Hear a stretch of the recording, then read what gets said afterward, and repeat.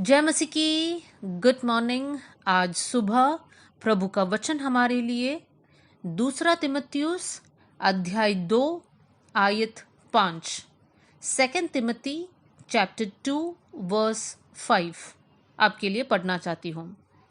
फिर अखाड़े में लड़ने वाला यदि विधि के अनुसार ना लड़े तो मुकुट नहीं पाता।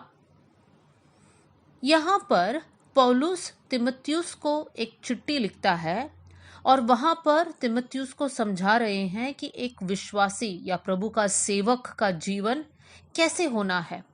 कल हम लोगों ने इसी अध्याय का तीसरी आयत पर मनन किया जहाँ पर लिखा है कि हमें यीशु मसीह के अच्छे योद्धा के समान दुख उठाना है। तो वहाँ पर हमने अच्छा योद्धा पर मनन किया।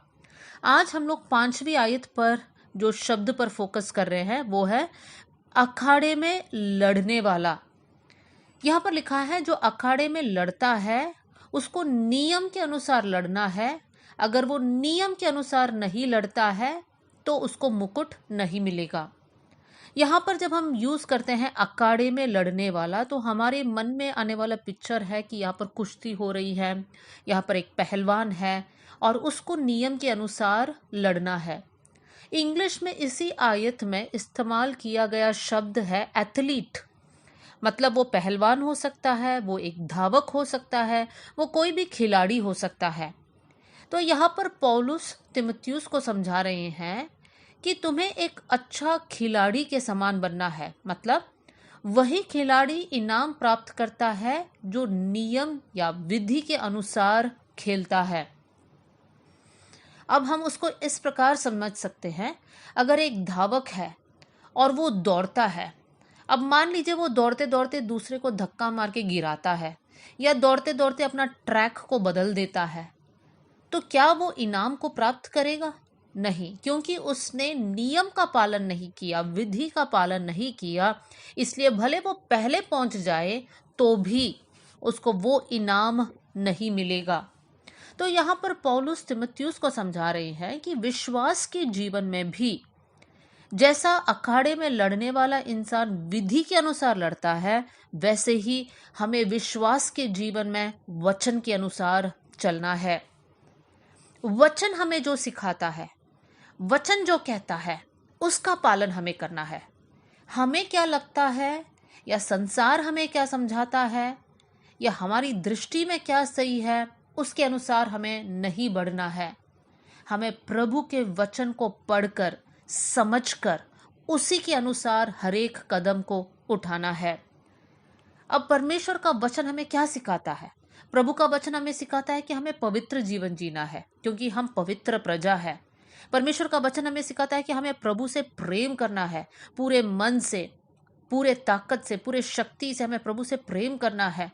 परमेश्वर का वचन हमें सिखाता है कि हमको प्रभु को पहला स्थान देना है, प्रभु के वचन के प्रति आज्ञाकारी रहना है, उस क्रूस को उठाकर हमारे मसीही जीवन को चलना है। यह है जो वचन हमें सिखाता है।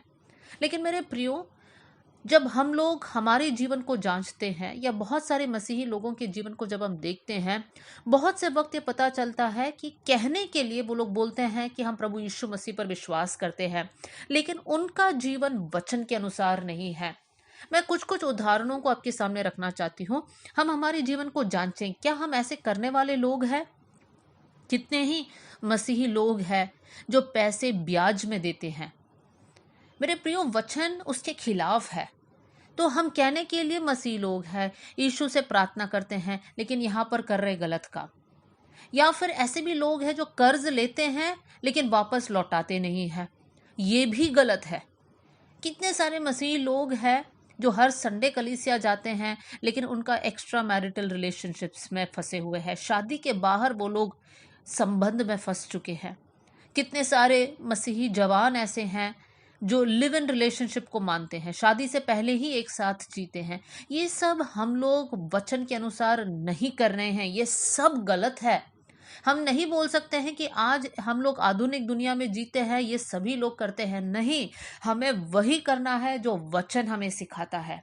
हमें अपवित्र जीवन नहीं जीना है मेरे प्रियो। अगर हम लोग समझौता के जीवन को जिएंगे तो अंत में हम स्वर्ग राज्य में प्रवेश नहीं करेंगे।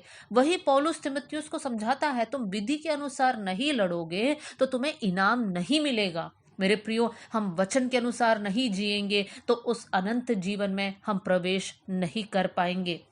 एक आयत आपके सामने रखना चाहती हूँ, गलातियों की पत्री अध्याय 5 और आयत 7। Galatians chapter 5 verse 7।